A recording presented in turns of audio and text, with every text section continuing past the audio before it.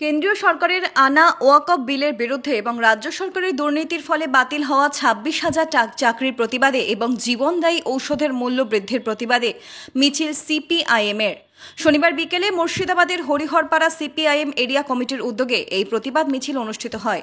মিছিল শেষে এদিন হরিহরপাড়া বাজারে পথসভা করা হয়। এদিন মিছিলে অংশ নেন দলের নেতাকর্মী ও সাধারণ মানুষ। তাদের দাবি, যারা প্রকৃতপক্ষে যোগ্য তাদের চাকরি অবিলম্বে বহাল রাখতে হবে। একই সাথে ওয়াকফ বিলকে সংখ্যালঘুদের অধিকারে হস্তক্ষেপ বলে উল্লেখ করে বিল প্রত্যাহারের জোর দাবি তোলেন বক্তারা। দলের পক্ষ থেকে জানানো হয়েছে, মানুষের অধিকার রক্ষায় তারা রাজপথে থাকবে এবং এই আন্দোলন আরও জোরদার হবে আগামী দিনে। এদিনের কর্মসূচিতে উপস্থিত ছিলেন সিপিআইএম মুর্শিদাবাদ জেলা কমিটির সদস্য এনসার আলী বিশ্বাস, কমরেড সঞ্জয় ঘোষ, হরিহরপাড়া এরিয়া কমিটির সম্পাদক জহুর আলী সহ হরিহরপাড়া এরিয়া কমিটির নেতৃত্ববৃন্দরা।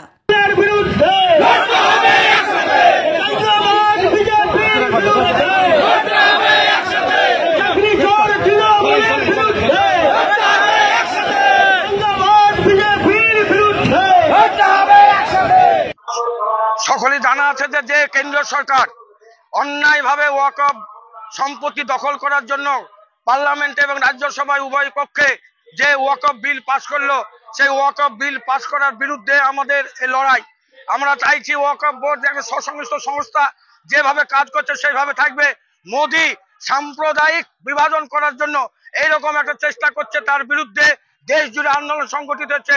আমাদের এখানে আন্দোলন সংগঠিত হবে এবং 26,000 চাকরি যে বাতিল হলো, এই যে যোগ্য ব্যক্তিরা যে তারা যোগ্যতার মধ্যে চাকরি পেয়েছে, তাদেরকে চাকরি না দিয়ে তাদের নাম বাদ দিয়ে অযোগ্য ব্যক্তিদেরকে বাছাই করলো না। আমরা বলছি অযোগ্য ব্যক্তিদের বাছাই করতে হবে, যোগ্য ব্যক্তিদেরকে আবার চাকরির ক্ষেত্রে ঢোকাতে হবে, আর না হলে রাজ্য মুখ্যমন্ত্রীর পদত্যাগ করতে হবে।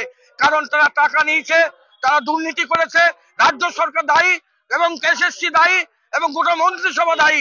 মন্ত্রিসভাকে পদত্যাগ করতে হবে এবং যে নিত্য প্রয়োজনীয় ওষুধের দাম যেভাবে বৃদ্ধি পাচ্ছে, সেই বৃদ্ধির বিরুদ্ধে আমরা লড়াই এবং সেই লড়াই চলছে।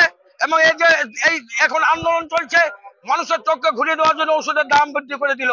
এবং আগামীকালকে রামনবমী আছে, যার যেভাবে বিজেপি এবং তৃণমূল সাম্প্রদায়িক মেরুকরণ করার চেষ্টা করছে, তার বিরুদ্ধে আমাদের লড়াই। আমরা সাম্প্রদায়িক সম্প্রীতি বজায় রাখার জন্য রামনবমী তারা করবে, তারা করবে, যাদের ধর্ম তারা করুক। আমরা চাই হিন্দু মুসলমান ভাই ভাই একসঙ্গে বাস করতে চাই। প্রত্যাহার আর যোগ্যদের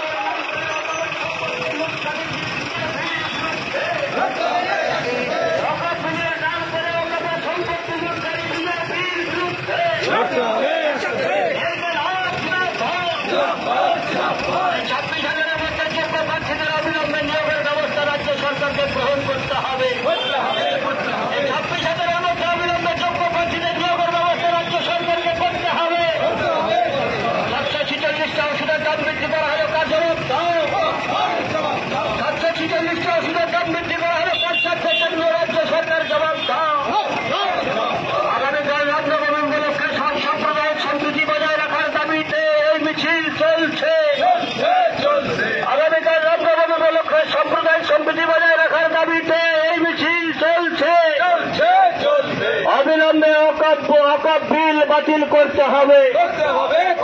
ওয়াকফের নাম করে ওয়াকফের সম্পত্তি লুটকারী বিজেপির বিরুদ্ধে ওয়াকফ বোর্ডের নাম করে ওয়াকফ বিল আনার নাম করে ওয়াকফের সম্পত্তি লুটকারী বিজেপির বিরুদ্ধে অবিলম্বে ওয়াকফের সম্পত্তি ওয়াকফের হাতে ফিরিয়ে দিতে হবে।